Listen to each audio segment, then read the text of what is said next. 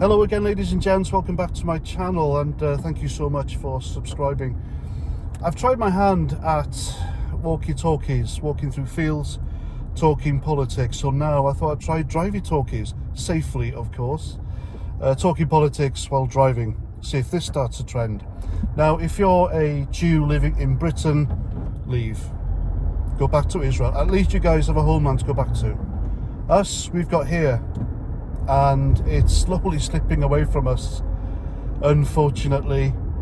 But you're not safe here at all. Not from the likes of me, you know, people like me and others, millions of Brits. We don't have a problem with you, all right? You're no concern.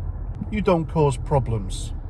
There are others that do. For example, there are people who have imported themselves here from the Middle East in their droves, legally and illegally, but they bring their centuries-old grudge against you to British streets. Right, there's a war here now, and these people want you gone. You know what I'm talking about. They want you eradicated. They want you extinct. I'm pretty sure it's not all of them, but the ones who don't have a problem don't seem to be speaking up. Why is that? But here we are. Britain 2025 is akin to Germany in the 1930s. It's not safe for Jews, and it's getting dangerous by the day. You saw my previous video of Aston Villa Football Club banning Israelis from attending it's a European competition match, I do believe, with the Australian Israeli Football Club. Now they say it's because Israeli fans are violent. What football club doesn't have violent fans?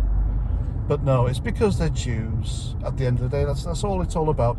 The local Pakistani MP says he's worried about the safety of the local Muslims. He's worried about Aston Villa fans getting hurt.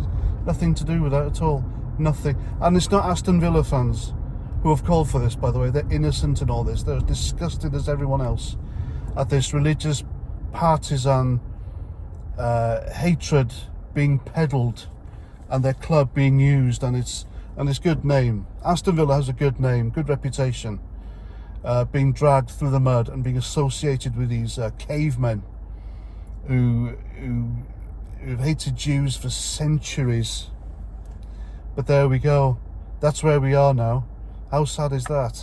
But these people who harbour a hatred against you is not just the ideology of peace. That's a contradiction in terms, isn't it?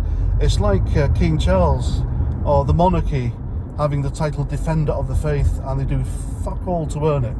Nothing. It should be taken away. You are not safe because these people who harbour a grudge against you, they've infiltrated everywhere. They're in government, they're in organisations, big companies, local authorities, in the police, the judiciary. They're making the laws. They're threatening to kick off if things don't go their way, and that's not how Britain used to operate. Britain used to be a free, democratic, secular society, but now it's turning into some sort of violent Islamic caliphate, and it's not what our glorious dead fought for. Like I said before, if they saw this version of Britain, they wouldn't have fought. They wouldn't have taken up arms against the Nazis, I'm telling you now. And you know, Aston Villa Football Club, they've got that badge on their shirts, don't they? Kick racism out of football. What the hell is this? If this isn't racism, if this isn't anti-semitism, again, hypocrites, contradiction in terms. So what's going to happen next? You're banned from football matches because you're Jews. Who knows? Banned from shops, banned from public transport, buses, trains, or allocated your own places on buses and trains. Not allowed to use taxis because the other lot drive all of them, don't they?